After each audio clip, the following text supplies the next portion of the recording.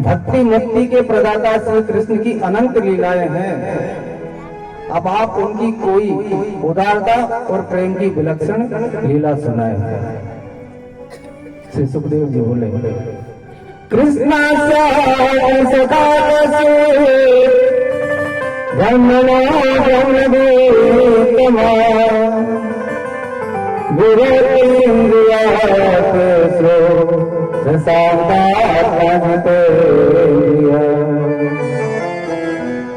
हे राजा, भगवान कृष्ण के एक परम मित्र थे, बड़े ब्रह्म ज्ञानी और विषय विरक्त थे और बड़े ही शांत चित्त थे। और उनका ये नियम था कि एक दिन में सिर्फ 5 ही घरों में भिक्षा लेकर जीवन यापन करते थे। अर्थात एक दिन में 5 ही घरों में जाते थे, भिक्षा मिल गई तो ठीक, छठे घर में वो नहीं जाते थे। विप्र सुदामा बसत सदा अपने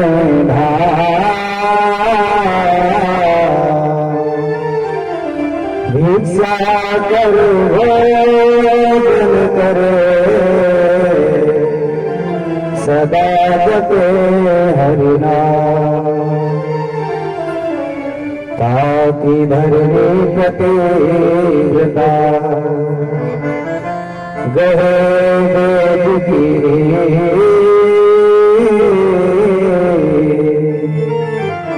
सुबोध से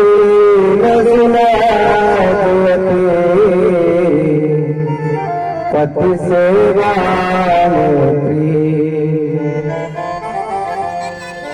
कहे सुदामा के दिन कृष्ण हमारे करत रहे उपदेश ऐसा करन बचे।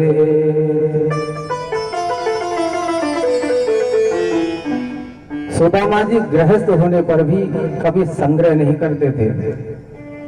संग्रह का अर्थ यही कि कल के लिए वो कुछ रखते नहीं थे। जो भी मिला आज बना लिया, कल का कल देखेंगे। अत्यंत ही निर्धन थे और अपने प्रारब्ध पर भरोसा करते थे। और ये प्रारब्ध ही तो है जिसे हम भोग रहे हैं। इन 84 लाख योनियों में 43,99,999 योनियां जब बीत जाती है तब मनुष्य जीवन मिलता है।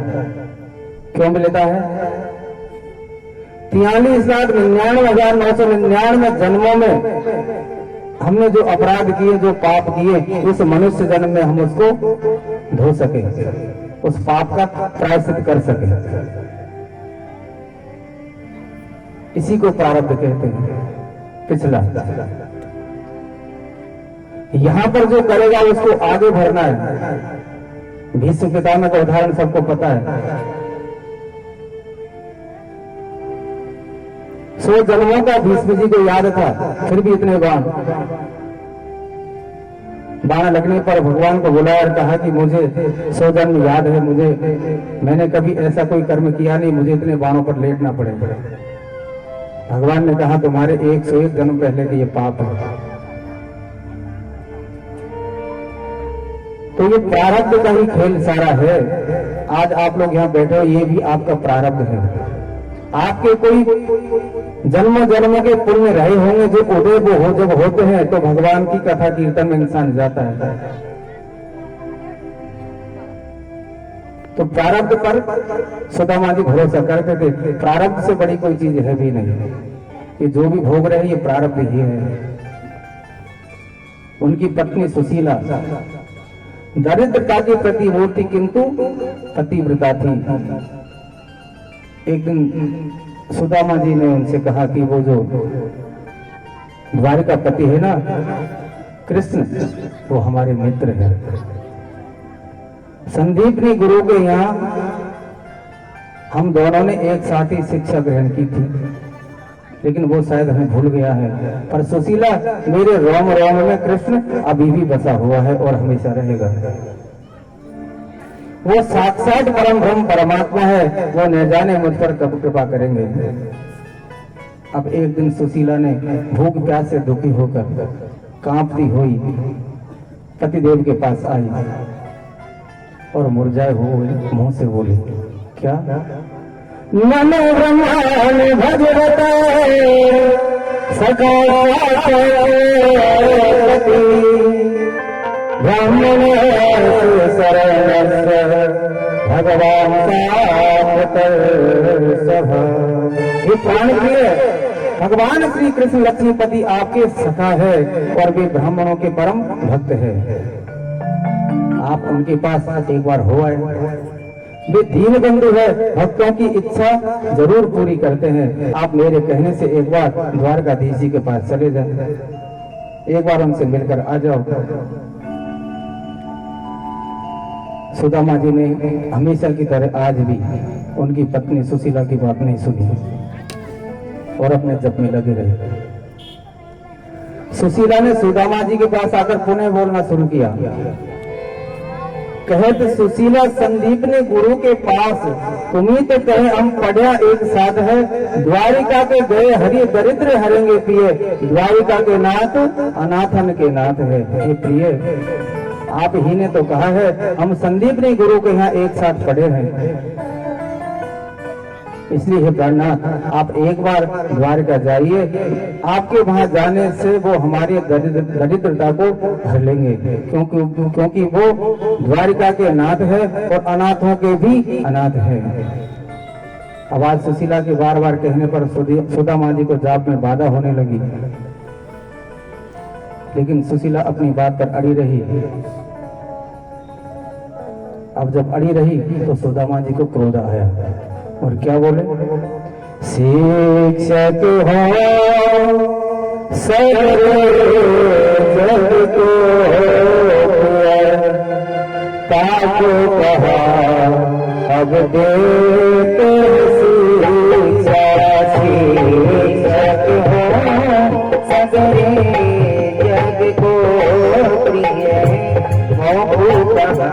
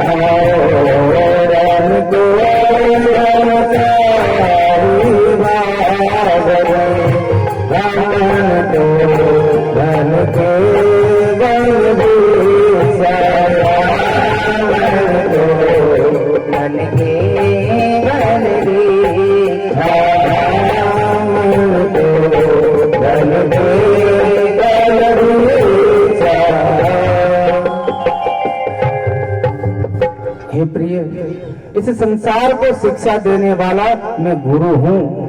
देखो प्रिय, ब्राह्मण का संतोष ही उसका धन है। ब्राह्मण को जो रूखा सूखा मिल जाए उसी में संतोष कर लेना चाहिए और भगवान का भजन करते रहना चाहिए। यही ब्राह्मण का स्वरूप है। आप बार बार क्यों मुझे जाने के लिए कह रही हैं? सुशीला जी बोली, भगवान जब और तब से भूख की पूर्ति नहीं होती। भूख की पूर्ति करने के लिए प्रयास करना मनुष्य का कर्तव्य होता है। इसलिए हे प्राणनाथ, आप एक बार प्रयास करके तो देखो। सुदामा जी ने कहा, देवी अरे ये तो बताओ हमें कष्ट हो क्या रहा है? अरे भोजन रोज नहीं मिलता तो क्या हुआ, 2-5 दिन में तो मिल ही जाता है। और फटा पोरा ना जैसा भी है पहनकर हमारे दिन तो निकल ही रहे हैं ना। सुशीला, अधिक धन भजन में बाधा उत्पन्न करता है। संतोषम परमम सुखम, इसलिए संतोष करने में ही परम सुख मिलता है। अब सुशीला थी तो बहुत सहनशील वाली, लेकिन सहनशीलता की भी एक हद होती है। शरीर जर्जर हो गया, तन ढकने को जब वस्त्र भी नहीं मिले तो सिवाय रोने के अलावा उनके पास और था भी क्या। आज सुशीला बहुत अधीर हो गई और रोते रोते बोली के दो सवा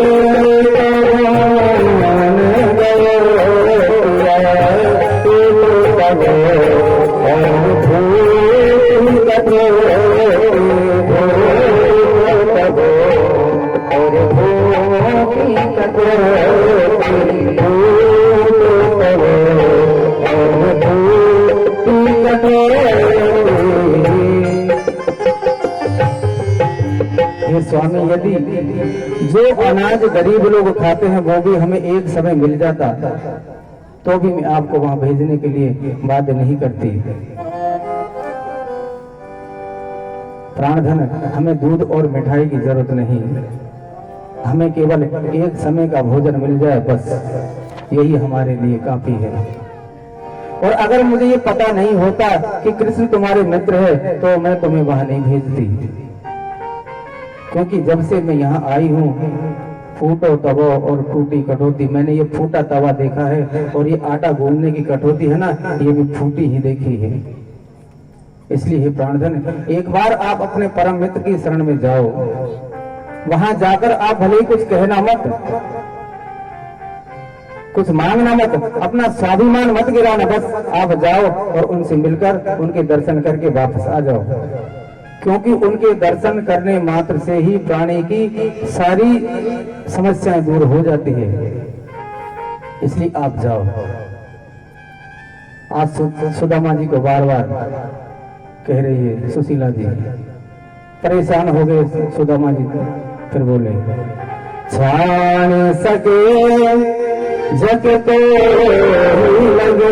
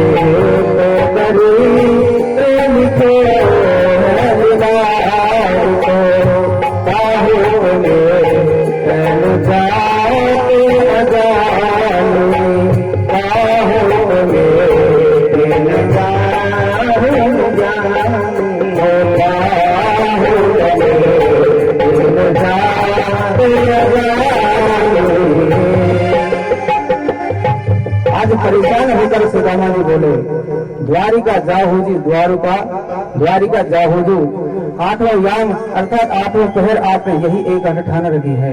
अभी पगली जरा सोच, अगर मैं वहां चला भी गया और उसने मुझे एक लड़ा अर्थात माल ढोने वाली गाड़ी वो भरकर हीरा जवाहरात सोने चांदी उस गाड़ी में भरकर दे भी दिया तो हम रखेंगे कहाँ? हमारे पास तो घर भी नहीं है ठीक से, ये टूटी सी एक झोंपड़ी है। इसलिए जो भी विधाता ने हमारे भाग्य में लिख दिया उसी में संतोष करो, क्योंकि विधाता के लेख कभी मिटते नहीं, उन्हें भोगना ही पड़ता है। आज सुदामा जी ने सुशीला को बहुत समझाया लेकिन उसके समझ में नहीं आई और एक बार फिर बोले, हे तपोधन, मेरा मन तो ये कहता है कि वो दीन बंधु आपके आने का ही इंतजार कर रहे हैं, इसलिए आप जाइए। आज सुशीला जी की जिद के आगे सुदामा जी हार गए और बोले, देखो सुशीला, बड़े लोगन के जब मिलने जाया करे हैं तो कुछ ना कुछ साथ में ले जाना पड़े। अब हमारे पास तो कुछ है नहीं, खाली हाथ कैसे जाऊं? उनको देने के लिए हमारे पास भेंट के लिए कुछ है नहीं। अब तुम ही बताओ मैं कैसे जाऊं उनके पास? सुशीला जी ने सुदामा की बात सुनी और मन में प्रसन्नता हुई कि चलो कम से कम राजी तो हुए। यह सोचकर सुशीला जी उठी और तुरंत आसपास के घरों में गई और 4 अलग अलग घरों में जाकर 4 मुट्ठी चावल की लेकर आ गई।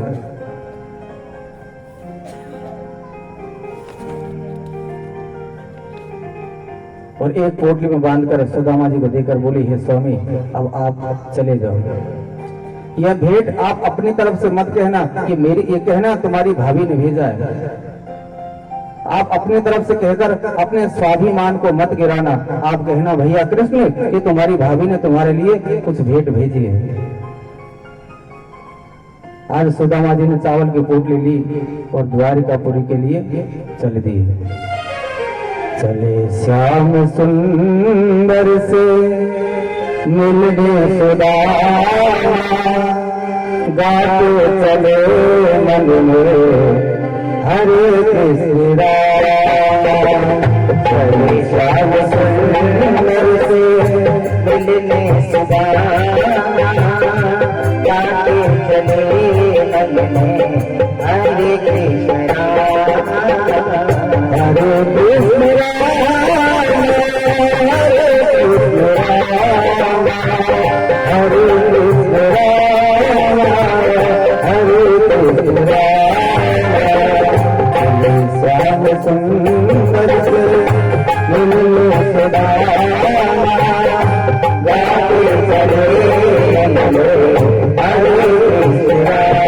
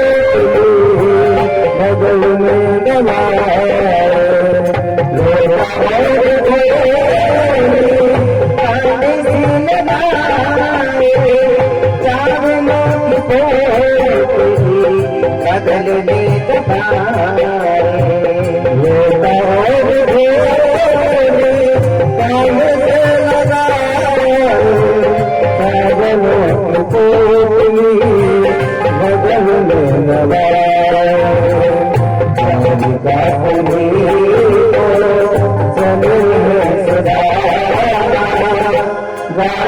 चले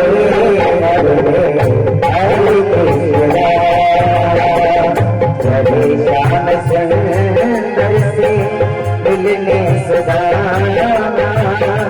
गाते चले मन में हरे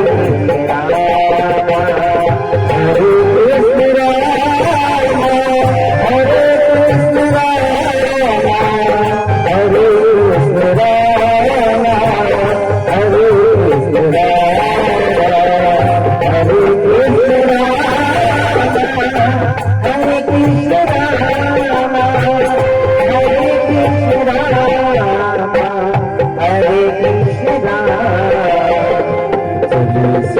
सुंदर से मिलने सदा गाते चले चले हरे कृष्ण गाते चले मन में हरे कृष्ण हरे कृष्ण हरे कृष्ण।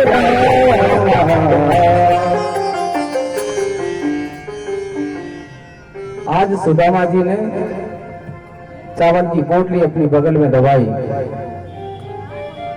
और चलते चलते चलते आज जब थक गए तो एक पेड़ के नीचे वो सो गए। अब पेड़ के नीचे जैसे ही सोए नींद आ गई।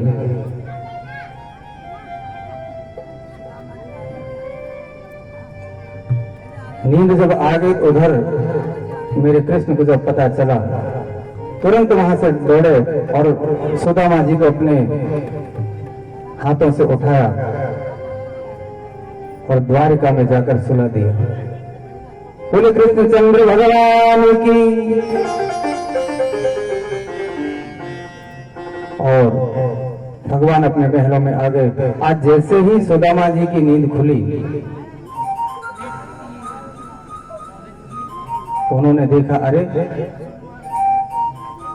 मैं तो द्वारिका में आ गया। ऐसा लगता है मैं द्वारिका में आ गया, पर ये हुआ कैसे? मैं तो किसी पेड़ के नीचे सोया था। जैसी तो वो इच्छा। आज द्वारिका के अंदर सुंदर सुंदर महलों को देखकर सुदामा जी चकित हो गए। एक से एक सुंदर महल, पता नहीं इनमें भगवान का महल कौन सा है। अब जगह जगह लोगों से पूछते हुए सुदामा आखिर भगवान कृष्ण के महल तक पहुंच ही गए। भगवान का बड़ा महल, अनेक द्वार, हर द्वार पर सुंदर सुंदर वेश में द्वारपाल हाथ में शस्त्र लिए खड़े थे और चारों तरफ पहरा दे रहे थे। आज सुदामा जी बड़े दुखी मन से एक तरफ खड़े होकर सोचने लगे कि अब किससे पूछा जाए। तभी एक द्वारपाल आया और सुदामा जी से उनका परिचय लिया। सुदामा जी ने कहा, मैं सुदामापुरी से आया हूं, मेरा नाम सुदामा है और मैं मेरे बचपन के मित्र मेरे सखा कृष्ण से मिलने आया हूं। आज जैसे ही द्वारपालों ने उसको देखा, अब बहुत से कथाकार कहते हैं उनको भगा दिया, ऐसा नहीं है। भगवान के द्वारपाल ऐसा कर ही नहीं सकते, कोई मूर्ख थोड़ी थे वो। सब कथाकार अपने अपने हिसाब से इस प्रसंग को गाते हैं।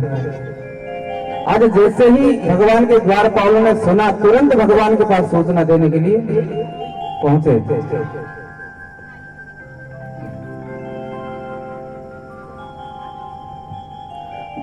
सुदामा जी ने द्वारपाल से कहा, क्या कहा? अरे द्वारपालो उस कन्हैया से कह दो, इधर के सुदामा गरीब आ गया, इधर के सुदामा गरीब आ गया, इधर के सुदामा गरीब आ गया। अरे द्वारपालो कन्हैया से कह दो, अरे द्वारपालो कन्हैया से करके सुदामा गरीब आ गया।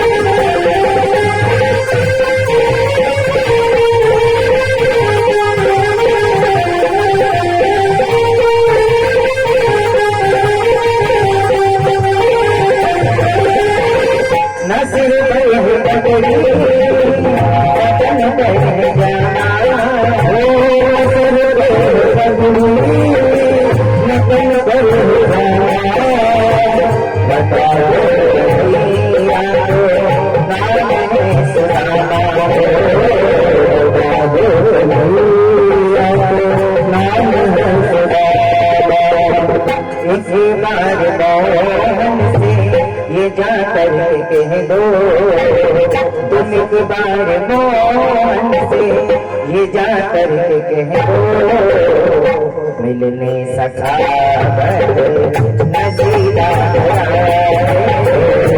मिलने सखा नसीदा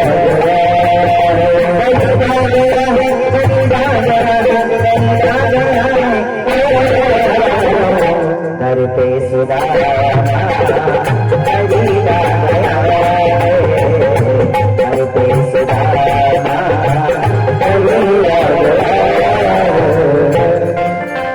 आज द्वारका तुरंत अंदर गया और जाकर भगवान कृष्ण को जैसे ही बताया कि आपका कोई मित्र आया है और उनका नाम क्या बताया, सुदामा। आज जैसे ही भगवान ने सुदामा सुना और सुनते ही दौड़े चले आए हमें, सुनते ही दौड़े चले आए हमें, लगाया गणेश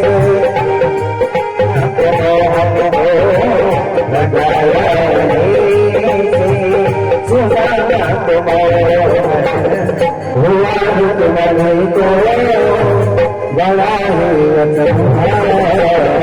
हुआ तुम्हारे को बड़ा हुआ चमका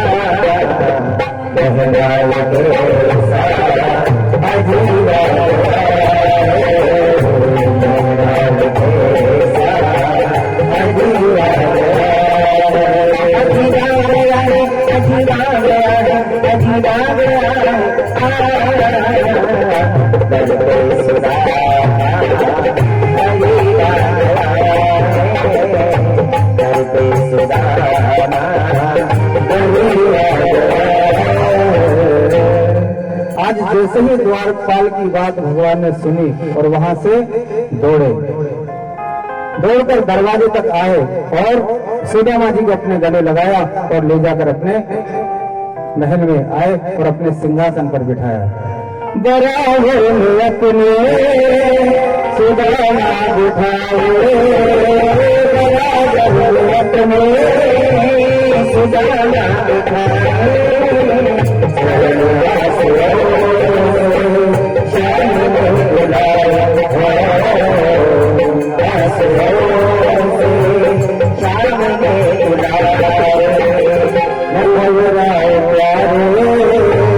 जरा तुम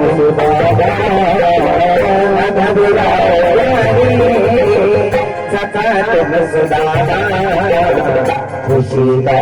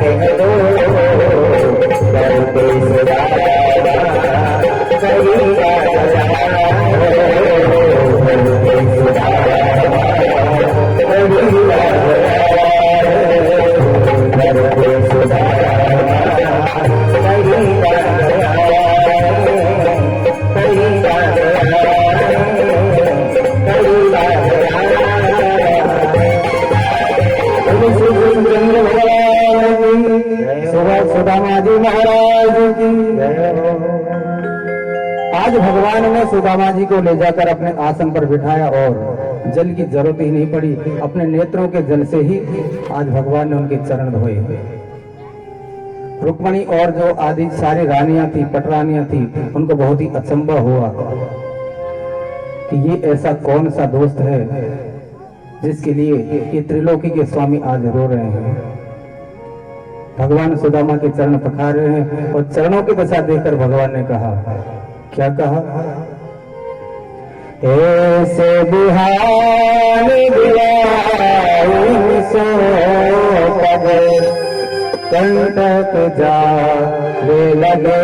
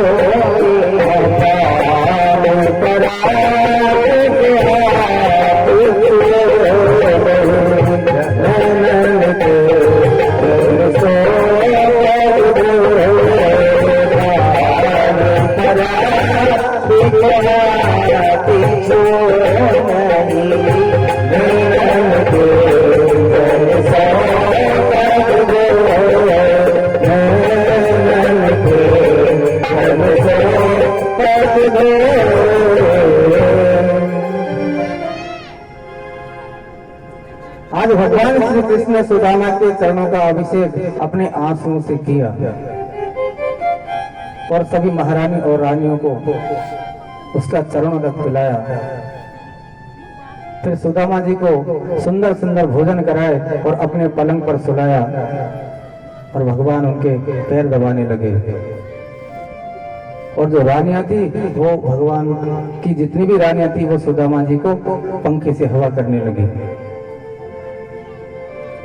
अब सुदामा जी के चरण दबाते दबाते भगवान ने कहा, सुदामा, गुरुकुल छोड़ने के बाद तुमने गृहस्थ धारण किया या नहीं?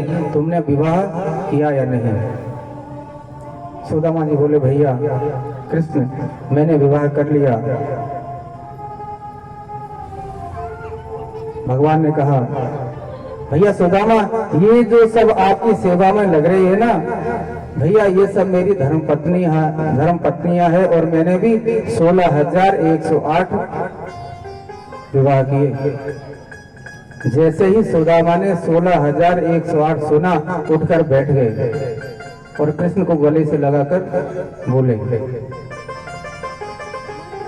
जो नेत्र दुख हो दुखारे, जो नेत्र तुम्हारी बोलो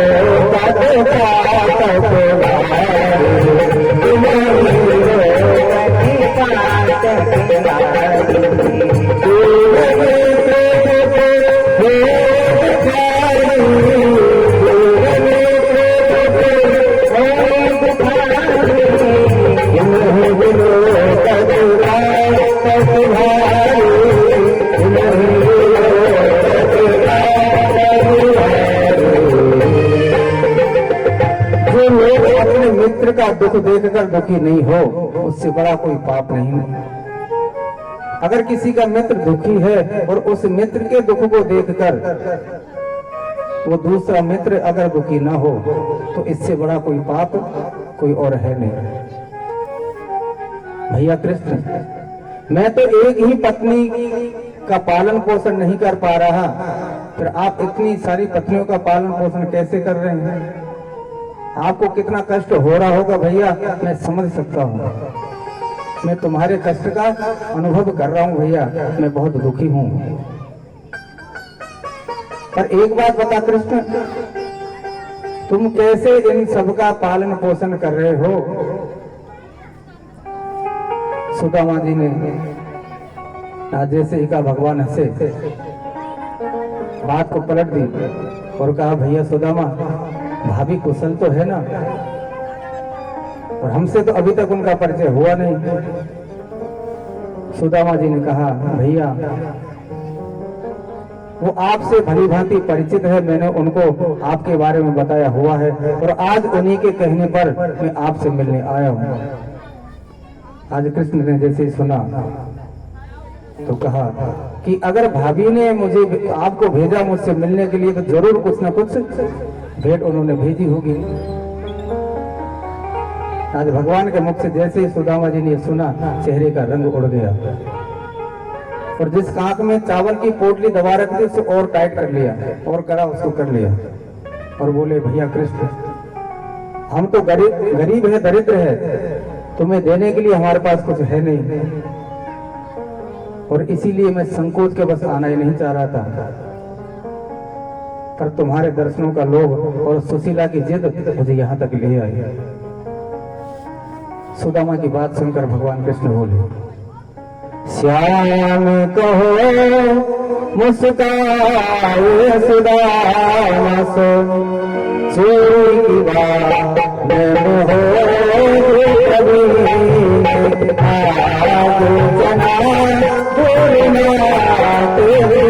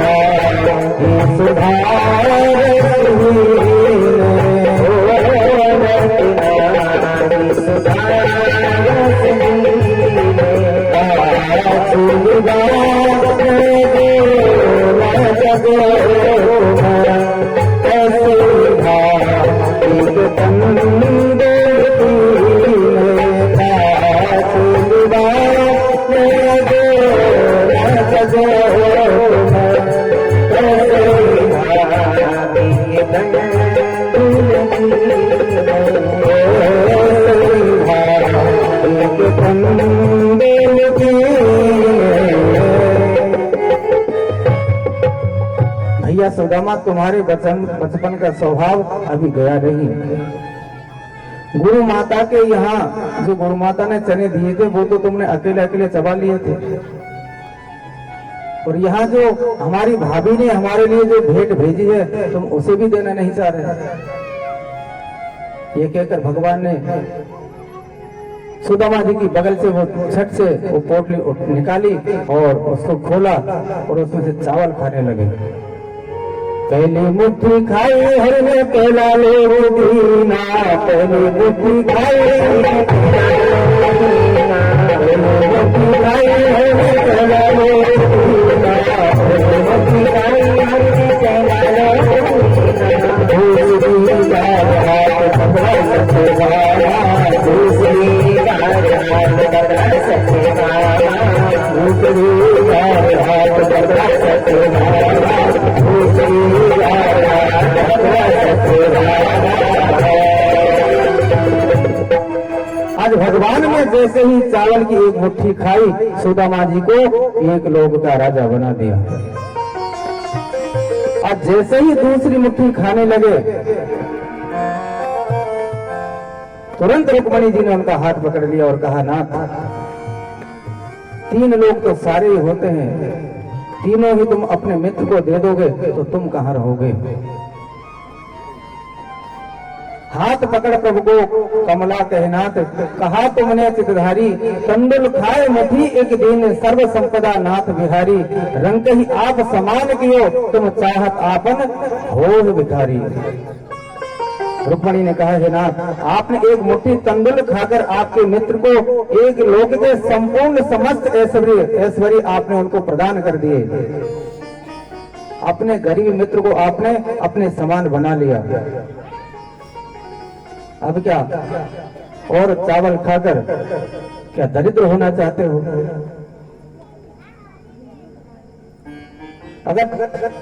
तीनों ही लोग सुदामा को दे दोगे तो आप कहाँ रहोगे और ये सारे देवता कहाँ रहेंगे? देनो हो तो सो दे चुके, विप्र न जाने गात। आज भगवान को जो देना था वो दे चुके।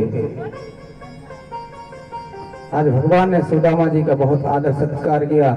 रात बीती, सुबह हुई और सुदामा जी ने भगवान से जाने की आज्ञा मांगी। 3 दिन सुदामा जी वहां रहे।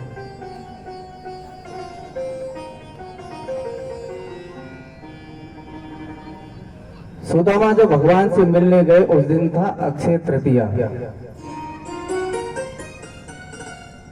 तो गए वो दिन और 2 दिन वहां रुके। 3 दिन सुदामा जी, कोई क्या कहता है भागवत में स्पष्ट यही लिखा है। आज भगवान से सुदामा जी ने आज्ञा मांगी और सुदामा जी की बात सुनकर भगवान मौन हो गए। ना तो ये कहा कि रुको, ना ये कहा कि तुम जाओ, क्योंकि अगर जाने की कहते हैं तो मर्यादा नष्ट होती है और अगर नहीं जाने की कहते हैं तो अतिथि की आज्ञा का उल्लंघन होता है। इसलिए भगवान ने ना तो हाँ कहा ना कहा और बोले अच्छा बंधु कृपा बनाए रखना, बस इतना सा कहा। और ये कहकर सुदामा जी को द्वार तक छोड़ने आ गए। भगवान के नेत्रों में आंसू आ रहे हैं। इधर सुदामा जी भी रोते रोते अपने आंसू पहुंचते हुए चल रहे हैं और बार बार पीछे मुड़कर देख रहे हैं, भगवान के दर्शन कर रहे हैं। भगवान अपने महल की चौखट पर खड़े हुए, सुदामा जी चल रहे हैं और सुदामा जी को जाते हुए आज भगवान देख रहे हैं। दोनों के नेत्रों में अश्रु प्रवाह हो रहा है। आज दोनों ही बाल सखा एक दूसरे को देखकर रो रहे हैं। ना तो सुदामा जी की आत्मा भगवान को छोड़कर जाने की, ना भगवान कृष्ण की आत्मा सुदामा को जाने की इजाजत दे रही, पर दोनों ही इस सांसारिक धर्म के आगे बेबस है। इसलिए आज भगवान अपने महल के दरवाजे पर खड़े और सुदामा जी जा रहे हैं। कुछ देर के बाद भगवान ने पीतांबरी से एक हाथ निकाला और भगवान को भगवान ने हाथ हिलाकर सुदामा जी को आशीर्वाद दिया। सुदामा जी ने भगवान की छवि अपने अंदर बसाई और वहां से गोविंद का गुणगान करते करते चल दी। अब रास्ते में विचार करते आ रहे हैं कि आहा, भगवान ने मेरा कैसा आदर सत्कार किया, मुझे बार बार अपने हृदय से लगाया, मेरे चरणों का बड़े भाव से चरणों तक लिया, लेकिन लोभी है।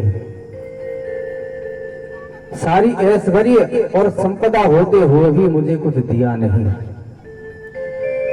भाभी ने क्या भेजा ये तो कई बार पूछ लिया, लेकिन भाभी के लिए कुछ ले जाओ ये एक बार भी उसने नहीं कहा। बहुत बड़ा लोभी है। वैसे भी जिसके पास संपत्ति और ऐश्वर्य ज्यादा हो जाता है वो व्यक्ति लोभी हो ही जाता है। मैं तो आना ही नहीं चाह रहा था, पर सुशीला की जिद ने मुझे यहाँ भेजा, नहीं मानी, जबरदस्ती मुझे भेज दिया, क्या फायदा हुआ। आज ये विचार करते करते सुदामा जी अपनी सुदामापुरी में आ गई और जैसे ही सुदामापुरी में आए आश्चर्य हुआ।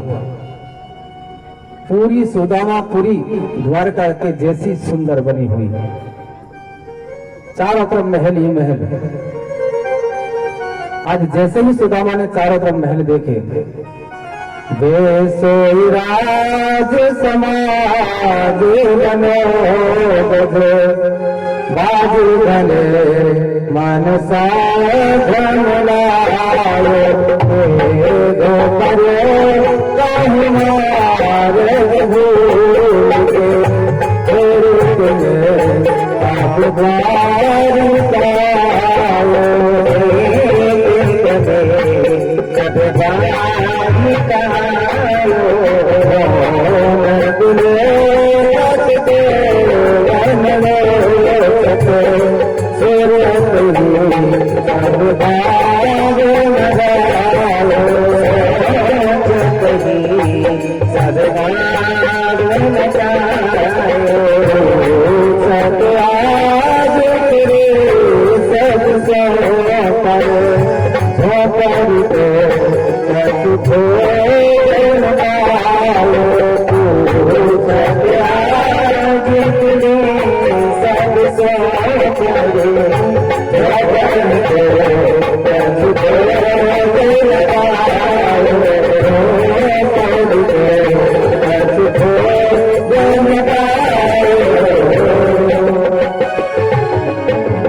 आज सुदामा जी के गांव की काया पलट हो गई। झोपड़ी कहीं नजर नहीं आई और झोपड़ी के स्थान पर बड़े बड़े दिव्य दिव्य महल खड़े हैं, भवन खड़े हैं। चारों ओर उपवन और झुंड के झुंड रंग बिरंगे पक्षी वहां पर उड़ रहे हैं और विभिन्न पोशाकों में नर नारी वहां घूम रहे हैं। द्वारपाल उस सुदामापुरी के घेरा दे रहे हैं। सुदामा जी ने सोचा कहीं मैं घूम फिर कर द्वारिका तो नहीं आ गया, क्योंकि पृथ्वी गोल है, आदमी जहां से चलता वहीं पर आ जाता है। यह सोचते हुए सुदामा जी ने नगरवासियों से पूछा कि भाई ये कौन सा नगर है। नगरवासी बोले भैया ये सुदामा नगर है और इस नगर के राजा सुदामा जी है, जो इस वक्त भगवान कृष्ण से मिलने द्वारिकापुरी गए हुए हैं। अब नगरवासी की बात सुनकर सुदामा जी ने विचार किया कि अरे सुदामा तो मैं ही हूँ और मैं ही भगवान से मिलने द्वारिका गया था, और हो सकता है ये कोई सुदामा और हो और गलती से मैं इसके नगर में आ गया हूँ। मुझे यहाँ से तुरंत अपनी नगरी को चलना चाहिए। अब इधर जैसे ही ये सूचना सुशीला जी को मिली, किसी ने जाकर बोल दिया कि सुदामा जी आ गए। तो सुंदर सुंदर वस्त्र पहनकर साथ में कई स्त्रियों को लिया, उन्होंने भी सुंदर सुंदर वस्त्र पहने, आभूषण पहने और गाजे बाजे के साथ अपने पति को लेने के लिए आज सुशीला जी आई है। आज सुदामा जी ने सुशीला को नए नए वस्त्रों में और महंगी महंगी साड़ी में और गहनों में देखा, तो पूछा ये तुम्हें किसने दी। सुशीला ने कहा ये सब उस द्वारिका पति ने दिया है। सुदामा जी ने कहा सुशीला सच बता, ये सब तुझे किसने दिए हैं। सुशीला बोली प्राणनाथ, मैंने कहा ना ये सब द्वारका पति ने ही दिया है, आप घर तो चलिए और अपने मित्र से ही पूछ लीजिए। आज सुशीला सुदामा जी को लेकर घर आई, उनकी आरती उतारी। सुदामा जी बोले कहाँ है कन्हैया। अब इतने में अंदर से आवाज आई। सुदामा जी तुरंत अंदर दौड़े और अंदर जाकर देखा। क्या देखा? मोती ने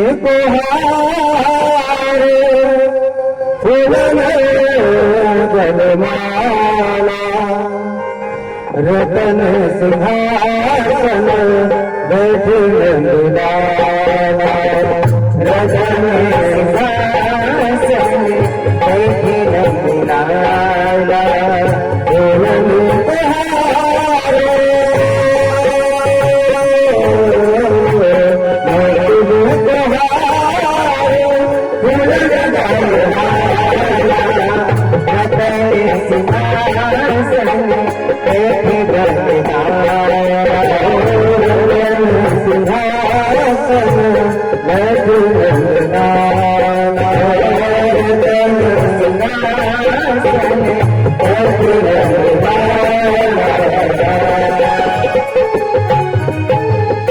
आज सुदामा जी ने जैसे ही अंदर जाकर देखा, मोतियों का हार और सुंदर सुगंधित पुष्पों की माला पहने हुए रत्न जड़ित सिंहासन पर भगवान कृष्ण बैठे हैं और मुस्कुरा रहे हैं।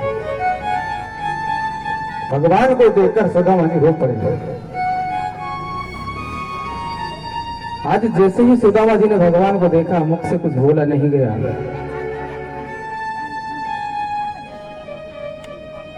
कांपते कांपते आज सुदामा जी ने कहा, क्यों रे कृष्ण, ये सब तूने दिया है?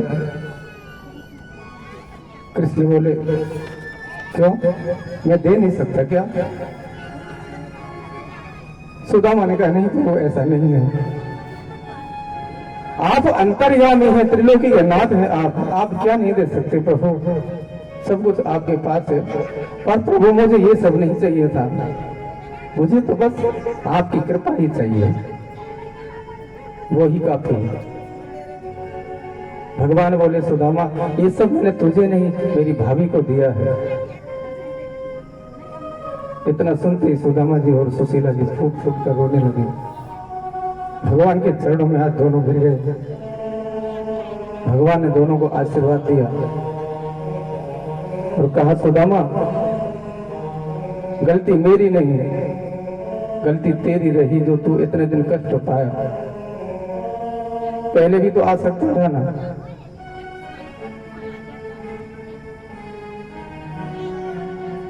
भगवान को बुलाना पड़ता है, भगवान कभी आगे से नहीं आते, भगवान को हमें पुकारना पड़ता है। आप एक कदम चलोगे भगवान 4 कदम आपकी तरफ चलेंगे, पर शर्त यह है कि भगवान को आपको पहले पुकारना पड़ेगा, इंतजार नहीं करेंगे। और उसी तरह हमारे घर के देवता भी होते हैं। हम लोग सोचते हैं घर में पितृ काम नहीं कर रहे, उनको नहीं दिख रहा है, क्या उनको दिख रहा है? वो इंतजार कर रहे हैं आप लोगों के कहने का, और वो किसी भी माध्यम से कह देते हैं, किसी के शरीर में आकर कह देते हैं, किसी को सपने में कह देते हैं।